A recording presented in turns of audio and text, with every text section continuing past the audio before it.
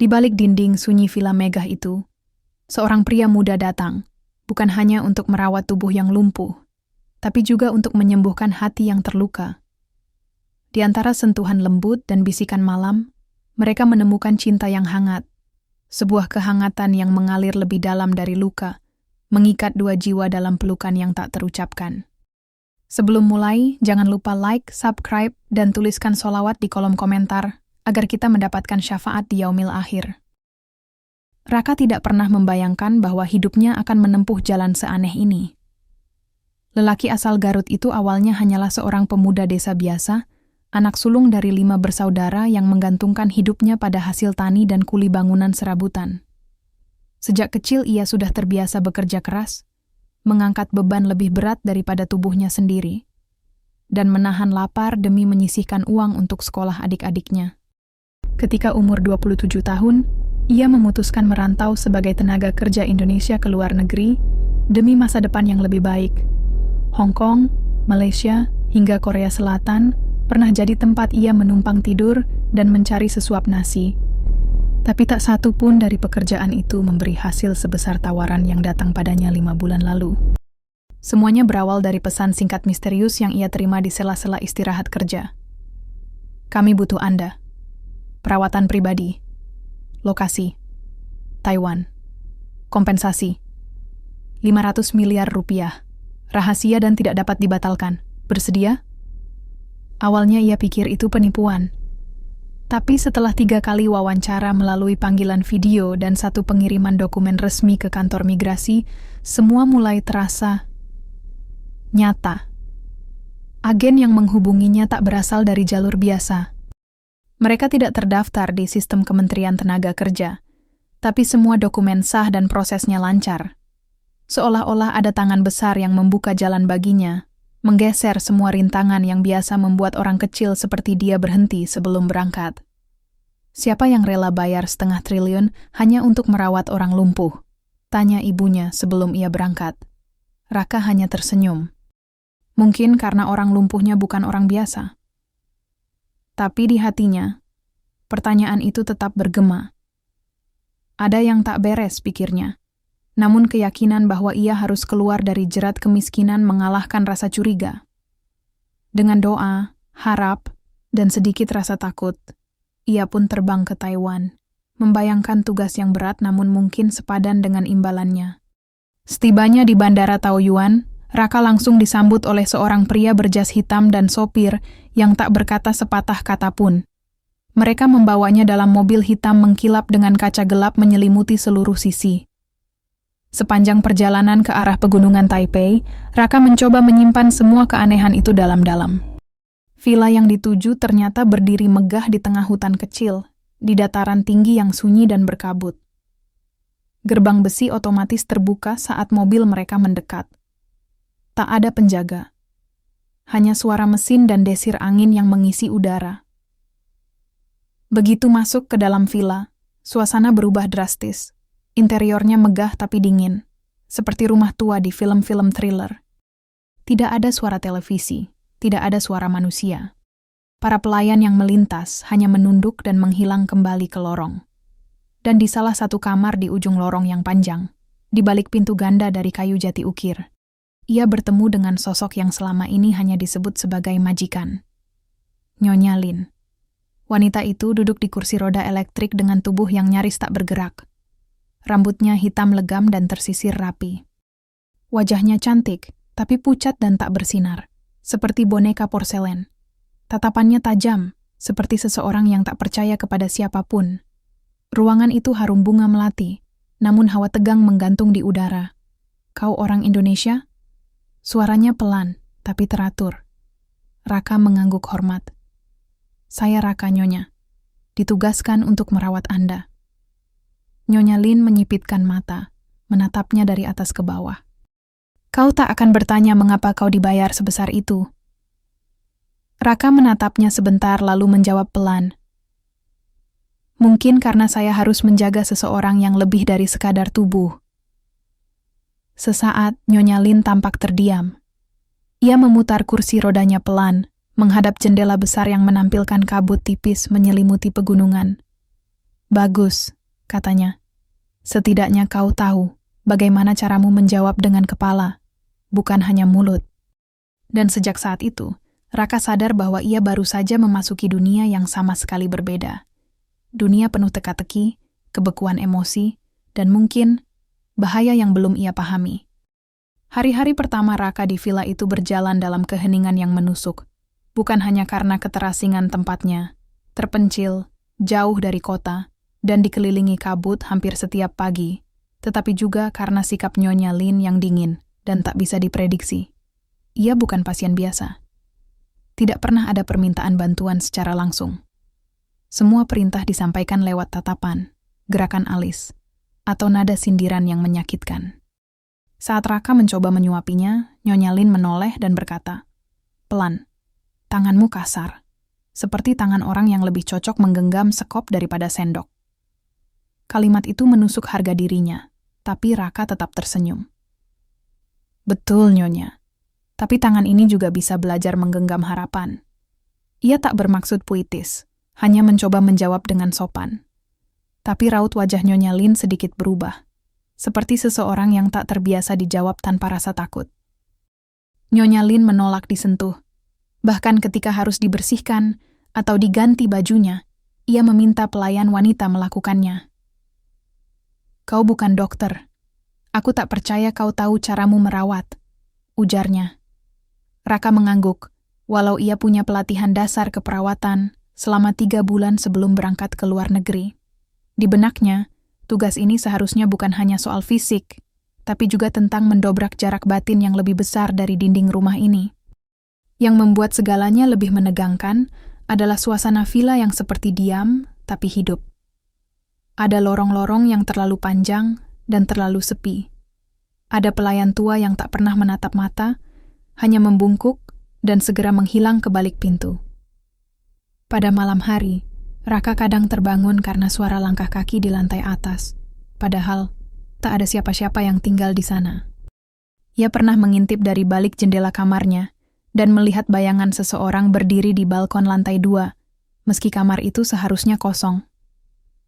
Ia mencoba mengabaikan semua itu, hingga suatu malam, sekitar pukul 2 dini hari, terdengar suara tangisan lirih dari arah kamar Nyonya Lin. Tangisan yang ditahan, seperti luka yang tak sempat sembuh, tapi juga tak berani dilihat orang lain. Raka berdiri di depan pintu kamarnya, ragu untuk mengetuk. Tapi suara itu tiba-tiba berhenti, seperti tak pernah ada. Keesokan paginya, Nyonya Lin tampak lebih pucat dari biasanya. Ia tidak berbicara sama sekali selama sarapan. Bahkan tak mengangguk saat dibantu menyesuaikan posisi tubuhnya di kursi roda. Matanya kosong, seperti terjebak di dalam bayangan masa lalu yang tidak bisa ia lawan. Rasa penasaran Raka tumbuh. Ia tahu, di tempat seaneh ini, ada kebenaran yang disembunyikan. Dan intuisi itu terbukti ketika suatu hari, ia sedang membersihkan rak buku tua di ruang kerja yang jarang dipakai. Di balik tumpukan majalah lawas dan buku bisnis berbahasa Mandarin, ia menemukan map lusuh berisi potongan-potongan koran berbahasa lokal, berita-berita tentang seorang pria bernama Huang Zemin, seorang pengusaha sukses yang meninggal dalam kecelakaan mobil 4 tahun lalu. Wajah di foto itu tampak familiar, dan setelah mencocokkan dengan bingkai foto kecil tersembunyi di laci kamar Nyonya Lin, ia yakin itu adalah suami Nyonya Lin. Judul salah satu artikel berbunyi, "Diduga mabuk, Huang Zemin tewas setelah mobil terjun ke jurang. Istri dalam kondisi selamat, tapi syok berat." Namun di catatan tangan yang menempel di kliping itu, ada tulisan Mandarin samar yang diterjemahkan oleh aplikasi Raka. "Bukan kecelakaan, ia yang mendorongku keluar mobil sebelum jatuh." Jantung Raka berdebar. Apa yang sebenarnya terjadi pada keluarga ini? Siapa sebenarnya Nyonya Lin, dan mengapa ia dikurung dalam kemewahan yang sunyi seperti ini? Potongan-potongan misteri mulai mengarah pada satu kenyataan. Wanita yang ia rawat ini mungkin bukan hanya korban, tapi juga kunci dari konflik besar yang belum selesai. Hari-hari berikutnya, atmosfer di villa mulai berubah perlahan, nyaris tak terasa. Suatu pagi yang dingin, saat kabut menggantung tebal di luar jendela seperti tirai tebal yang menolak mentari masuk, Nyonya Lin tiba-tiba meminta sesuatu yang tak pernah ia minta sebelumnya. "Bacakan aku puisi," ucapnya pelan, matanya menatap jauh keluar jendela seperti berbicara pada angin. Raka sempat bingung. "Puisi, Nyonya?" tanyanya memastikan. "Ya, apa saja. Aku ingin tahu, apakah masih ada keindahan di dunia ini, selain luka yang tak pernah sembuh?" Kalimat itu membuat Raka terpaku. Ia tak menyangka permintaan seperti itu datang dari wanita yang selama ini berbicara hanya untuk memerintah atau menyindir. Ia mengambil buku puisi tua dari rak, buku berbahasa Mandarin yang sudah menguning. Ia memilih satu yang pendek, tentang dedaunan yang jatuh perlahan ke bumi dan menemukan tempat peristirahatan terakhirnya di tanah basah. Saat ia membaca, suara Nyonya Lin terdengar bergetar. "Suamiku membenciku karena aku menyukai puisi," katanya. Puisi hanya membuat orang lemah dan melankolis. Ia tertawa kecil, namun nadanya getir. Hari itu menjadi titik balik. Untuk pertama kalinya, Nyonya Lin tertawa meski hanya sekejap. Tawanya kecil dan cepat menghilang, tapi itu cukup untuk membuat suasana di antara mereka menghangat. Ia meminta Raka menceritakan masa kecilnya di Garut. Raka bercerita sambil menyuapinya perlahan. Kali ini, ia tidak menolak disentuh. Tangan Raka yang kasar itu kini dianggap hangat, bukan menjijikkan.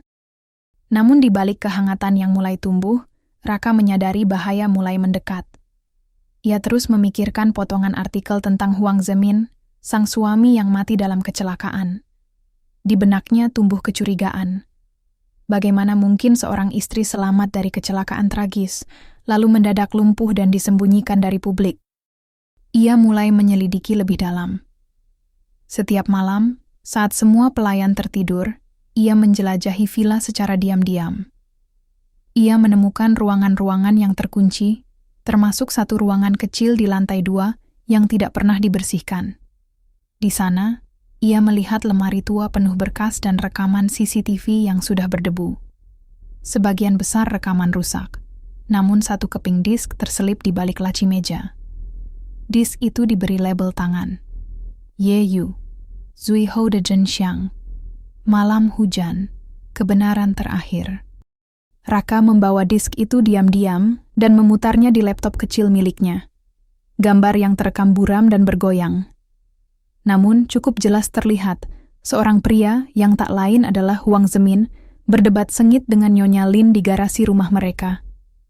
Mereka berteriak dalam bahasa Mandarin cepat, namun ekspresi wajahnya cukup bicara. Saat Nyonya Lin hendak masuk ke mobil, pria itu mendorongnya ke lantai dan masuk sendiri. Mobil itu lalu melaju kencang, namun saat hendak berbelok, tampak gerakan seseorang, mungkin Nyonya Lin, berusaha menghentikannya. Gambar berhenti, tapi cukup menunjukkan bahwa malam itu bukan kecelakaan biasa. Jantung Raka berdetak keras. Ia telah menemukan potongan kebenaran yang selama ini disembunyikan. Tapi siapa yang merekam ini? Dan mengapa rekamannya tidak dihancurkan? Ketika ia bertanya secara halus kepada pelayan tua yang setia mendampingi Nyonya Lin, lelaki itu hanya berkata dengan suara serak. "Ada banyak rahasia di rumah ini, Tuan Raka. Tapi satu hal yang pasti, bukan hanya tubuh Nyonya yang lumpuh, hatinya juga dikurung oleh mereka yang tak ingin ia bicara." Malam itu, saat Raka kembali ke kamarnya, ia menemukan secarik kertas diselipkan di bawah pintu. Kertas kecil dengan tulisan tangan rapi. "Berhentilah menyelidiki jika kau ingin tetap hidup." Malam setelah ancaman itu, Raka tak bisa tidur. Ia memandangi kertas kecil berisi tulisan tangan halus yang jelas dibuat dengan penuh kehati-hatian. Tulisan itu bukan sekadar ancaman. Ia seperti peringatan terakhir sebelum petaka datang. Siapa yang menyelipkannya? Bagaimana mereka tahu ia menyelidik? Apakah pelayan tua itu?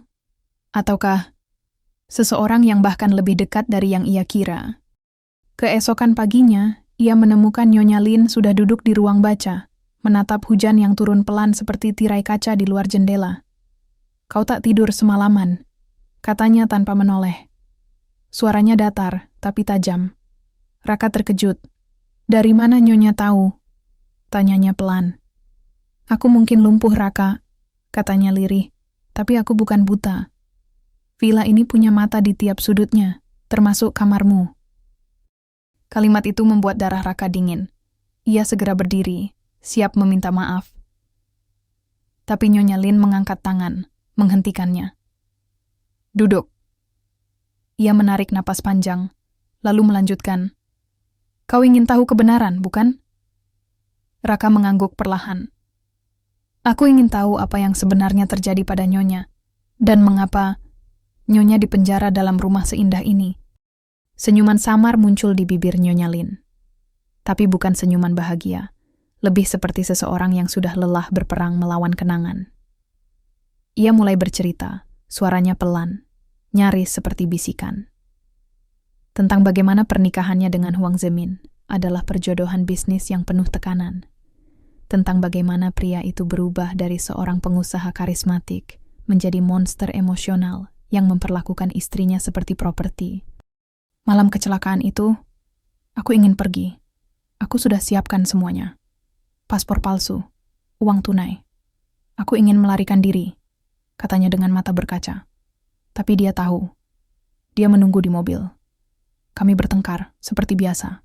Tapi kali ini, dia bilang, jika aku tak mati bersamanya, maka aku akan mati sendirian. Raka menunduk. Kisah itu begitu kelam. Nyonya Lin melanjutkan. Saat aku mencoba keluar dari mobil, dia menginjak gas. Aku sempat melompat, tapi tubuhku membentur batu dan aku tak bisa lagi bergerak. Dia masuk ke jurang seorang diri. Dan sejak itu, aku dianggap gila. Mereka, keluarga suamiku, mengambil semuanya. Namaku, hartaku, bahkan hakku untuk bicara. Lalu kenapa mereka membayar saya sebanyak itu? Raka bertanya pelan. Karena mereka tahu aku mulai bicara lagi, mulai menulis. Mereka takut, maka mereka berpura-pura memberiku perawatan. Padahal ini adalah pengasingan terhormat.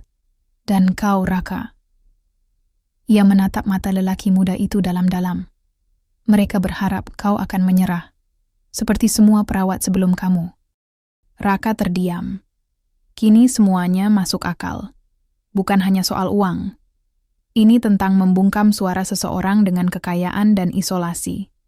Tapi yang tak mereka prediksi adalah kehadiran seseorang yang tulus, yang tak hanya datang untuk bekerja. Hari-hari berikutnya, hubungan Raka dan Nyonya Lin berubah. Tidak lagi seperti majikan dan pekerja. Raka membaca puisi setiap malam. Ia membantu Nyonya Lin menulis ulang ingatannya. Mereka tertawa bersama, bahkan menangis tanpa malu. Dan untuk pertama kalinya, tangan Nyonya Lin menyentuh tangan Raka. Bukan untuk digerakkan, tapi untuk mengalirkan kehangatan yang selama ini ia simpan rapat-rapat. Suatu sore, saat matahari mulai tenggelam, Nyonya Lin berkata pelan, Raka, kau tahu apa yang lebih menyakitkan dari kehilangan kebebasan? Apa, Nyonya? Menemukan seseorang yang membuatmu ingin hidup, saat seluruh dunia berusaha membuatmu menyerah. Dan saat itu, Raka menyadari, ia tidak lagi hanya seorang TKI. Ia telah menjadi seseorang yang berarti bagi wanita yang dunia anggap sebagai beban. Tapi ia juga tahu, apa yang mereka miliki sekarang tidak akan pernah dibiarkan bertahan oleh mereka yang punya kuasa. Bahaya akan datang lebih cepat dari yang mereka kira. Beberapa malam setelah pengakuan itu, badai besar menerpa daerah pegunungan tempat villa berdiri. Petir menyambar dengan keras, mengguncang dinding-dinding rumah tua yang penuh rahasia. Listrik padam selama beberapa menit. Dalam gelap, Raka menggenggam tangan Nyonya Lin, merasakan tubuhnya gemetar. Bukan karena cuaca, tapi karena sesuatu yang jauh lebih dingin telah mendekat, ketakutan yang tak bernama. Tak lama setelah listrik kembali menyala, bel villa berbunyi. Pelayan tua segera ke pintu, namun langkahnya terhenti saat melihat siapa yang berdiri di sana. Dua pria berbadan besar, berpakaian gelap, dan bermata tajam. Mereka memperkenalkan diri sebagai tim medis tambahan dari yayasan yang membiayai perawatan Nyonya Lin, tapi tak satu pun membawa perlengkapan medis. Raka tahu, ini bukan kunjungan biasa. Dengan sopan tapi tegas, mereka meminta Raka untuk meninggalkan villa malam itu juga. Alasannya, pergantian staf sesuai protokol yayasan. Tapi saat Raka meminta surat resmi, salah satu pria itu menarik kerah bajunya dan berbisik kasar, "Kau terlalu banyak tahu. Ini bukan tempat untuk bermain pahlawan." Raka ditarik mundur oleh pelayan tua yang berbisik di telinganya. "Kau harus pergi sekarang, atau mereka akan membuatmu menghilang seperti perawat sebelumnya." Namun, sebelum melangkah keluar, Raka kembali ke kamar Nyonya Lin untuk berpamitan. Ia menemukan wanita itu duduk dalam gelap dengan wajah basah oleh air mata. "Aku gagal lagi," katanya. "Setiap kali ada harapan, mereka datang mencabutnya." Raka berlutut di hadapannya, menggenggam tangannya dengan lembut. "Kita bisa kabur," bisiknya. "Malam ini juga. Aku punya kontak teman Taiwan yang bisa bantu. Tapi Nyonya harus percaya padaku." Butuh waktu 1 menit penuh sebelum Nyonya Lin menjawab. Ia mengangguk pelan. Dan di tengah badai, mereka menyusun rencana gila. Melarikan diri dari villa yang dijaga ketat, di mana setiap sudut diawasi kamera, dan setiap langkah bisa berarti akhir hidup. Dengan bantuan pelayan tua, yang ternyata adalah saudara jauh Nyonya Lin, dan satu-satunya orang yang masih setia padanya, Raka membawa kursi roda keluar melalui lorong bawah tanah yang dulunya digunakan untuk menyimpan anggur. Lorong itu gelap dan lembab, tapi cukup luas untuk dilalui. Saat mereka hampir sampai ke pintu keluar yang tersembunyi di balik gudang kayu tua, terdengar suara langkah cepat dari belakang. Salah satu pria penjaga menyadari kepergian mereka. Kejar-kejaran pun terjadi. Raka berlari mendorong kursi roda secepat mungkin melintasi tanah berlumpur, menuruni jalur kecil menuju lembah. Nyonya Lin berbisik ketakutan, tapi genggamannya pada tangan Raka justru semakin kuat.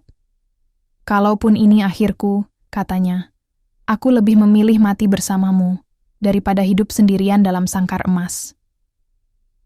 Saat mereka hampir tertangkap, sebuah mobil kecil berhenti mendadak di ujung jalan. Seorang pria muda, teman Raka dari komunitas TKI Taiwan, melambaikan tangan.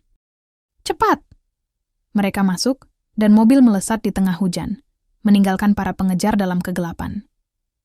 Hari-hari berikutnya mereka habiskan di persembunyian sederhana di pinggiran Kaohsiung. Nyonya Lin, untuk pertama kalinya dalam bertahun-tahun, tidur tanpa kamera di kamarnya. Ia mulai menjalani terapi secara diam-diam, dan pelan-pelan tubuhnya mulai merespons. Sementara itu, Raka bekerja di restoran kecil sambil menyusun berkas hukum untuk membawa kasus Nyonya Lin ke media dan pengadilan. 3 bulan kemudian, kisah mereka meledak di media sosial. Publik Taiwan dan internasional dikejutkan oleh kisah janda lumpuh yang dijadikan tahanan oleh keluarga suaminya. Berkat bukti video dan rekaman suara yang diamankan Raka, pengadilan membekukan aset keluarga Huang dan memulai penyelidikan. Di penghujung musim semi, Nyonya Lin berdiri untuk pertama kalinya, bertumpu pada tongkat dan tangan Raka. Di taman kecil tempat mereka biasa duduk, ia menatap lelaki muda itu dan berkata, "Dunia memberiku luka, tapi kamu memberiku hidup kembali." Raka tersenyum, menatap mata wanita yang dulunya hanya bayangan di kursi roda. Kini, ia bukan lagi TKI biasa. Ia adalah penyelamat. Dan bagi Nyonya Lin, ia adalah alasan untuk kembali percaya pada cinta, pada kebebasan, dan pada keadilan yang lama hilang. Semoga kisah ini bisa menjadi pelajaran. Terima kasih telah menyimak kisah ini sampai akhir. Wassalamualaikum warahmatullahi wabarakatuh.